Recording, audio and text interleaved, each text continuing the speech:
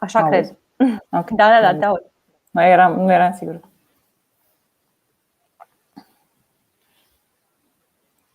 Salut tuturor! Hello! Hai că încep eu. Eu sunt Letitia, vin din partea Nifty Learning. Mulțumim, Letitia. Sorry. So, I'm Letitia or Liz. I represent Nifty Learning. It's a startup from Iași, Romania, and we help companies be more efficient in the way they use their learning and development budgets and resources. We are a productivity tool for the L&D department. Okay, thanks for that, Liz. I'll continue. My name is Raluca. I'm a co-founder and chief product officer at Nestor. Nestor is an employee coaching software, and we help managers with actionable advice on how to coach their people for performance and enhance the leadership culture in their teams. A little bit about myself. What I can tell is that my activity at Nestor involves talking a lot with customers in order to understand their needs and how the product aligns in a consistent way with their wishes. So yeah, I wanna tell about myself that I'm a continuous learner. So this is an opportunity, a great opportunity also to learn about you may wanna find out from us. I think we could get started, with the questions.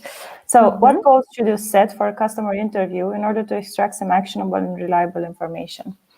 You should know first why you are in that conversation. What is the purpose of being there?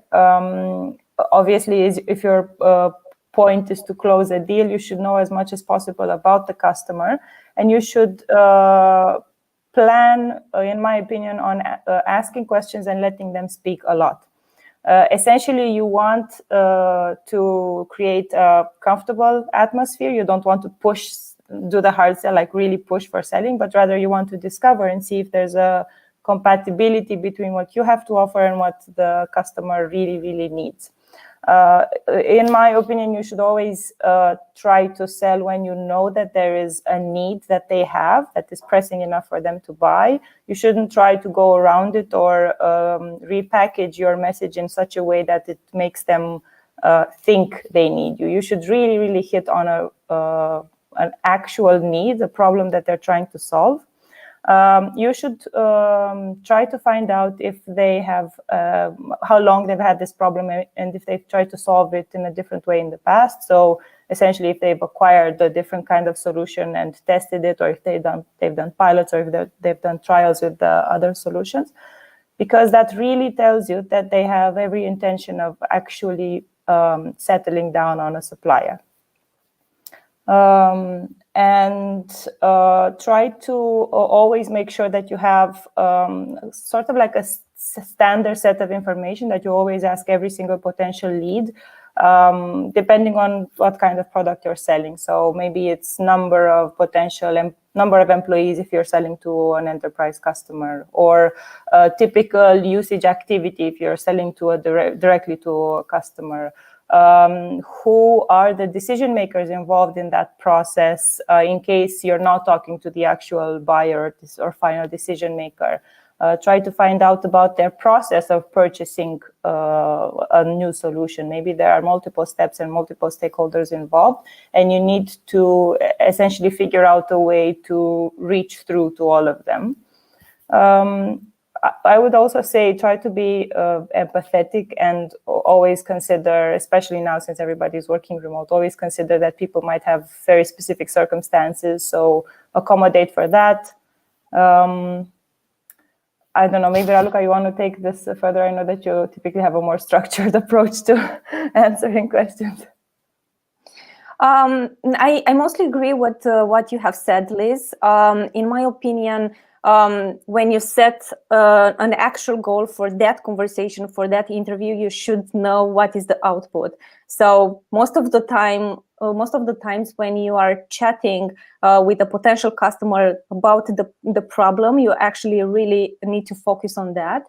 But you might find a good goal for that conversation, like to iterate through the current product as well, to discover new features, to maybe you want to understand more about the stakeholders. So you have to focus on the output in order to set that goal.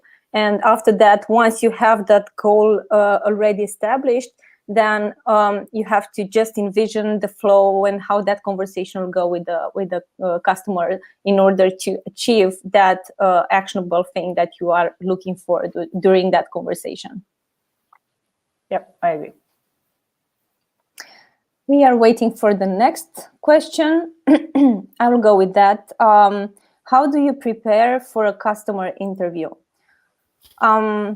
So I would assume here that you already have that conversation set up, like you have the call and you have to prepare for it.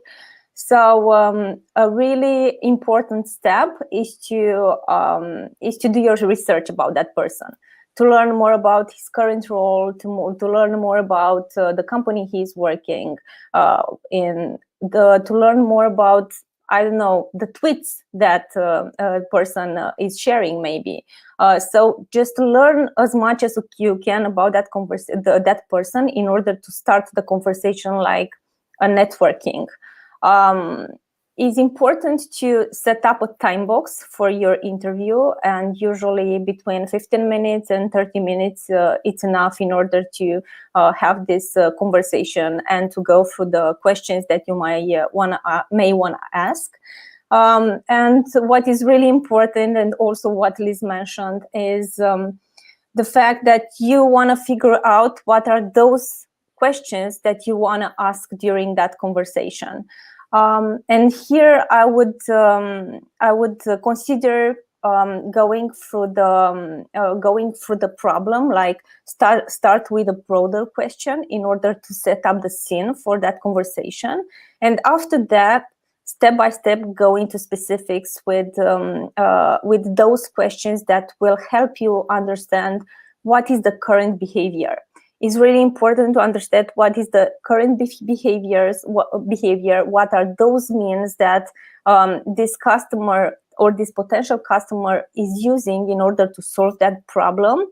And after that, while you are going into specifics, after that, to switch a little bit the conversation into what is the ideal way of solving that problem.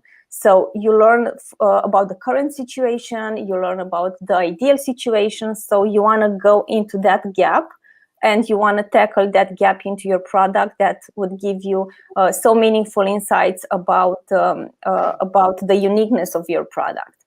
And while you are preparing for this conversation, it's really important to set the questions so that you can learn about the specifics, those facts. You want to learn about the frequency of the problem, how frustrated is this person, and how often this problem appears. And another way is to learn about is to ask questions about the costs, about the money. So in this way, you learn how much money this person will be willing to put in order to take your product when you start selling it. So mainly these are the things that I would go with. I don't know, Liz, if you want to add something. No, you really summed it up very well. I agree. So what I was trying to say earlier is try to make this game plan every single time for all the customers and have it quite similar. So if you have three very important questions that you want to ask every time, make sure that you include them in the conversation. But everything else should really be tailored to this customer in particular, to their way of speaking to the public, to their particular company situation, the way they behave in social media, because different companies have different, goals in their brand image and in the message they're trying to send. And you should try to be in tune with that. And I would plan to listen a lot. So the more they talk, the more information you find out about their situation. And even if you feel sometimes that it's not incredibly productive to let them talk a lot because you're not trying to get your point across, fast enough, you might discover things from what they say that actually inform your purpose very, very well. You might accidentally discover that they're in this huge business transformation situation, let's say, and they're not going to make any purchases this year or in the next 6 months. So that tells you something about how close you are to actually closing this lead, and it helps you reprioritize stuff. This is actually a thing that happened to us on Tuesday. We found out that someone is restructuring their company altogether, and they're definitely not going to be a customer in the next couple of months. Okay, let me take the next one. How do you find and convince potential customers to talk to you, both for a B2C and B2B model? Also, if you can share some tips for talking with big enterprises. Just a request, JJ, if you could leave a question on the screen for longer or while we continue speaking, if that's okay. So, how do you find? We Google them, or more than anything, we do LinkedIn searches, and then we look at their public website and, like Raluca said, their tweets and all their messaging. How do we convince them to talk to us? For us in particular, we've discovered that going directly to them and writing to them is the most effective way. So basically direct sales. And the way we do that is we either find their email address or we try to contact them via LinkedIn, in LinkedIn messaging.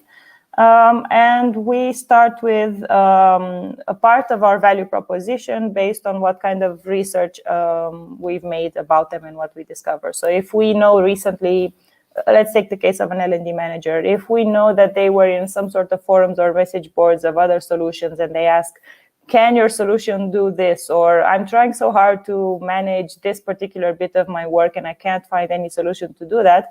I'm probably going to include that in my outreach message because I know for sure that this is something they're currently interested in solving. And then that's how you put your foot in the door, and that's how you get the conversation started. And then you can go in with your, do you have time for a chat, or can we just talk in writing? And then that's when you plan on asking those questions that are of interest to you, in particular, the ones that Raluca was just mentioning earlier. And tips for talking with big enterprises. Big enterprises are formed of normal people. So I would just talk to everybody the same way. Obviously, maybe there's a level of formality that you might expect there, but they are people with jobs that have, goals to achieve in their job and problems that they need to solve. And I would just start a genuine conversation. Obviously, if you're going directly to the potential user or maybe the buyer, if you want to go to C-level people, then that's a different conversation. You have to, again, adjust your value proposition based on what that person is trying to achieve. So if you're speaking to the CFO, obviously you're going to go with a value proposition that relates to money or money saving or effectiveness of using budgets. If you're going to go to someone in people development, CHRO or something like that, you're going to speak about a better way to manage the talent development aspect, or to help your people grow, or to ensure, employee skills and competitiveness of the company will be encouraged if they purchase your solution. But I would never forget that everybody is human. So there is definitely a certain level of empathy that you can exercise whenever you reach out to anyone.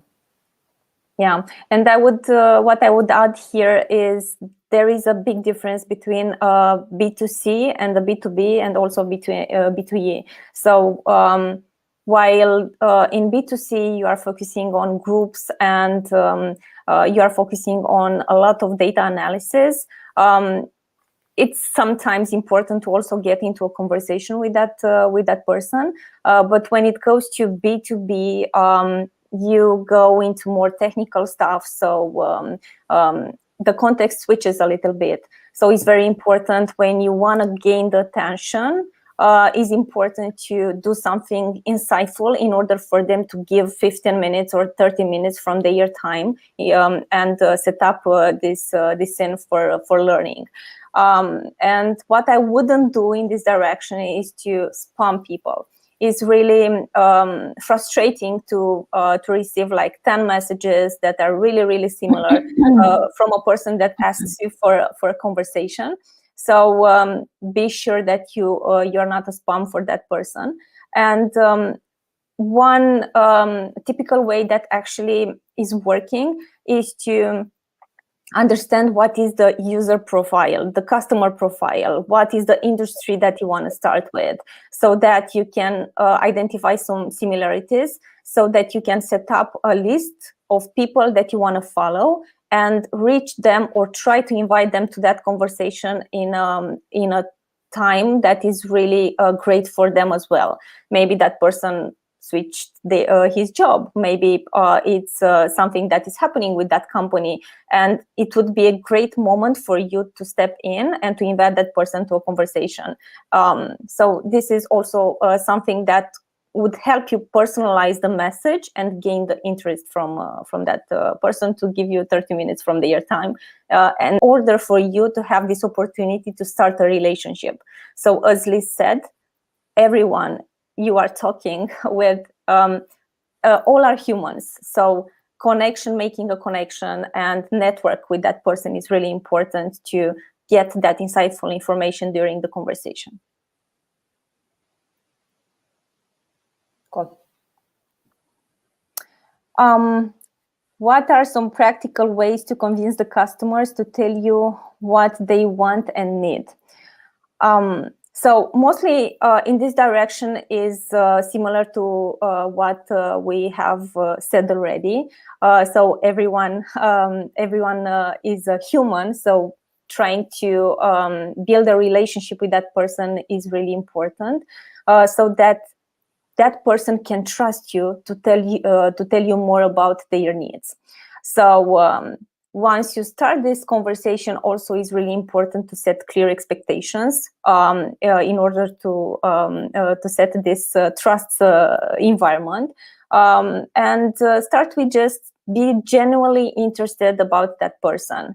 Also, if you have the opportunity to share something from your learnings, is also a very important piece that you can use in order to get meaningful information. But just engage into that conversation with a lot of questions like why. Make sure that you listen a lot. Listening is art when you talk with people, because in this way you give the space and create that comfortable environment for them to tell you more.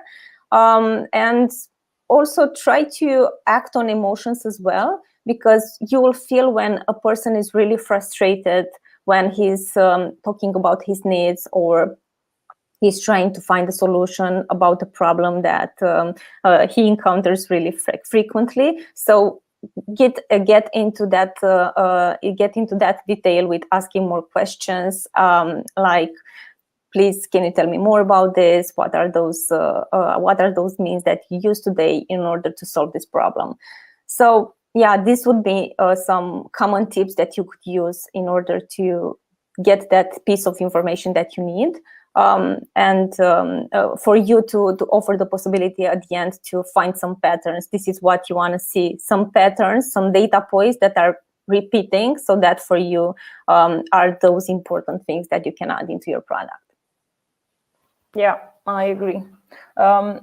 We typically just ask them. So once we've established some sort of rapport and the setting is comfortable enough, we typically ask them what are their biggest frustrations related to a particular part of the job, or what are the ways in which they try to solve these frustrations. Do they postpone? Do they avoid? Do they really do it? Do they use, Excel or something like that? And typically, once you've identified the problem, customers actually love explaining the problem, because it's a form of therapy. Someone is finally willing to listen to that particular problem, and it's actually, I find it not incredibly hard to get them to start talking. It's just that initial moment of establishing some layer of trust, so that they know that when they tell you the problem, it's not wasted effort or spilling their secrets or anything like that. So I guess the best way is to establish trust initially. Yeah. Okay. What mistakes should we avoid when doing customer interviews? Can you share from your experience as well? Oh my God. What mistakes should we avoid? You should never go into a meeting with the assumption that you already know that guy's deal, and you know exactly that they need your product and you're sure it's going to succeed. Typically, this kind of arrogance is going to cost you the deal itself, because nobody wants to be hard sold to. Everybody wants to be listened to empathize. Even the tough people, or the people who are very low BS, let's say, they still need that initial level of trust. So if you try to skip that step altogether and you already go into the selling part of it, you've probably already lost that potential deal, just because you weren't empathetic enough or willing to listen enough to, have patience with their problem. You will sometimes come up across these people that are incredibly strategic. Like, if they talk to you, the first thing that they ask you is, does your product do this? Does your product do that? Can you do this and that for me? If your product can, it's amazing. You're almost sure to have a demo call, and the conversation will probably progress well. If you don't have those things, and you're trying to sugarcoat your answers or not be incredibly honest, those are the people you're going to lose very fast, because obviously they're very interested in things that are specific. They are really interested in solving the problem, but they also will know if you are or aren't the right solution for them. So that's why they're just starting already with questions. But if the conversation starts very, let's get to know each other, let's explore what problems you have, then a mistake would be to try to sell too soon, or assume, instead of really knowing for sure from unbiased information, that your product, your offering really solves their need. If it doesn't, and it shows up later, maybe you're halfway through the pilot, or you're 1 month into the contract, and you ultimately discover that you sold something that wasn't true, or you didn't understand their need very well, you're going to be the one who gets hurt, and you're causing trouble for the customer as well. So whatever you do, do not forget to listen, and listen as much as possible unbiased. So don't put a layer of what I think I heard on top of what you hear. You actually take down the information that they tell you. Yeah. If I could also add here something, is that when you start doing customer interviews, it's really important to do your research. So don't skip that initial research in order to set up the scene for the conversation. So while you are listening a lot, you have to build that trust with the person from the start in order for them to start talking. And another thing that I would add as a mistake is not showing up to the interview So and try to delay things. This is something that would be really harming for yourself and for your connections that this person may have. So it's really important to be really authentic and to be really diligent when you set up these interviews. And another thing that I would say, and also Liz a little bit mentioned in here, is to know when you make the switch between customer discovery and problem discovery and selling, because the customer will feel that, and he will stop telling you about their needs, and he will try to get rid of you as soon as possible. And another thing would be that when you may have a mistake here, is to talk with people that are only available. So those available people that they are not busy, and they just want to talk, even though you are listening a lot, even though you are asking questions, but that person doesn't actually find a way to solve that problem. It wouldn't be helpful for you and for your data points. So make sure that that person actually feels the pain and finds a solution and is willing to put some money in solving it. So that for you is a great data point. So yeah, this would be also one thing that I would consider. Okay, can I quickly add something before we go to the next question? Sure. You just what you said about earlier about they're trying to get rid of you as fast as possible as soon as you've broken that connection. The weird thing is that people aren't going to be, slamming the door in your face. They're going to be so nice about kicking you out that you might even think you're going ahead and everything is going well with the sale, when in fact they're giving you compliments and everything so that you leave faster. And there's a really, really cool part in the mom test about this specifically. If customers are already in the conversation, if they're already praising your product and they're telling you how awesome it is and how great it is and thank you and whatever, that probably means they've lost interest and they're trying to be nice and protect your ego and let you go home. So you actually want to avoid putting them in a situation where they could start, praising your product instead of speaking about their problem, I would say. Yeah. How do you know you found your ideal customer and you can move forward from there? Okay. So you know that you found your ideal customer when you see those patterns in your data points, when you see that the conversation with the people you meet is actually going in the same way, so you have a kind of process and it starts replicating. And it's really important from the beginning, from the goal setting part, to set a number of interviews or a number of data points, a metric. It's important to also keep that metric in your mind when you said when you say, okay, this is the point when I start build the product and I'm done with validation. You never are done with the validation. So it's really important to understand what are those patterns, and that you can add into your product. What is the industry? What is your customer profile? And you already see some things that are repeating, so that you can say, we have a model that we can start from, and we start to build up on it. So this would be one thing that I would consider, that yes, this is my ideal customer profile. I have already a process in place, so I can start replicating it. Yeah, I have nothing to add here. You explained very, very well. Are there any differences between finding, talking to, selling, etc. to a customer when you offer a product versus services?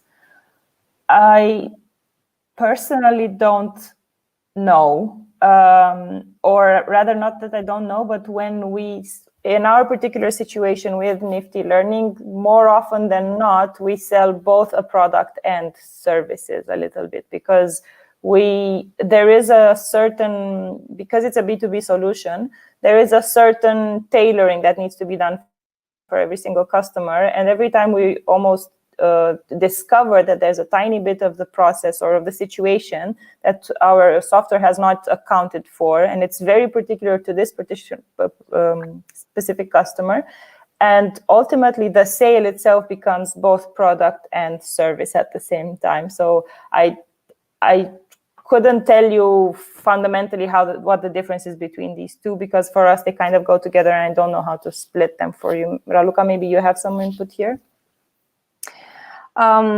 Yeah, I would agree with what you have said, Liz. When you are tackling a B2B product, so you have to include some of the services, some services, in order to help the customer use the product and customize all the flows that the customer needs. The difference between a product and some services, when you sell some services, when it goes from the conversation point of view, I wouldn't see so much difference, because the preparing is required. Asking or set up the questions is really important as well.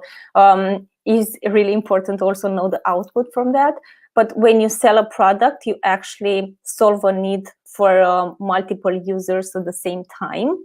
But when you sell a service, actually you customize that piece only for that client. So from this point of view, it would be a disadvantage to close the sale when you are selling a service, because when you don't have a product, so you have to gain the customer's trust in order to go with your service, because it's not trial. It's not something that you can feel or you can try before.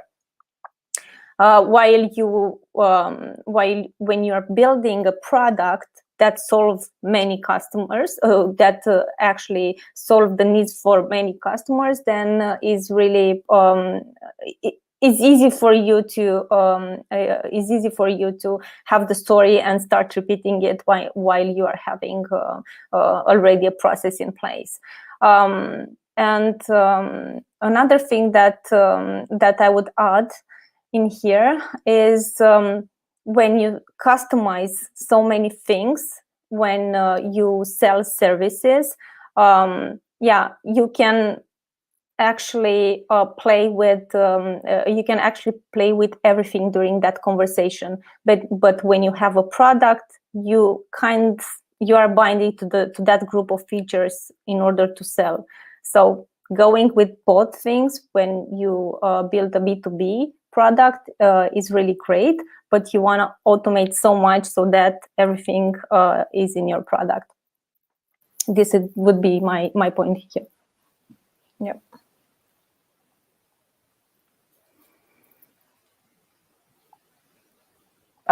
Do we want to add anything else? I don't know. On my part, I'm just happy we had the opportunity to do this. I hope this information was useful. I'm happy to speak to anyone who might have further questions and you feel that the conversation with me would add value to your quest. And I'm looking forward to the acceleration program to, kick off, get into the juicy part of it and to start seeing some teams doing some amazing things. As for myself, I wouldn't add anything more. Maybe it's something that I would recommend. If you have an idea and you want to start validating it, just set up a set of questions and set up a user profile that you can start from in order to get into the work. So be really open to learn from mistakes and really start small in order to tackle that problem. And don't forget that you are in a constant validation while you are building your product. So don't expect or don't wait for all the problem to be validated in order to start building something, but just build something small. And after that, iterate through it in order to add more value to the customers, maybe to increase engagement, maybe to tackle other needs that are really connected to that problem. And just like a thought at the end, be prepared to offer an experience during that conversation. So don't take it as a Q&A, but take it as a learning experience for you and also for the person you are talking to. And in this way, you start building a relationship. And if the deal doesn't close as soon as you want, maybe it will close in the future. So building the network and understanding all the stakeholders is really important to start from the beginning. And after that, continue doing that. And you'll find yourself doing this almost every day, because you never start learning, and because the technology is evolving, the market is changing, the needs are changing. So it's really important to stay up on the problem and to continuously learn about the needs and how your product could tackle them. Awesome. Thank you, guys. Thank you, guys.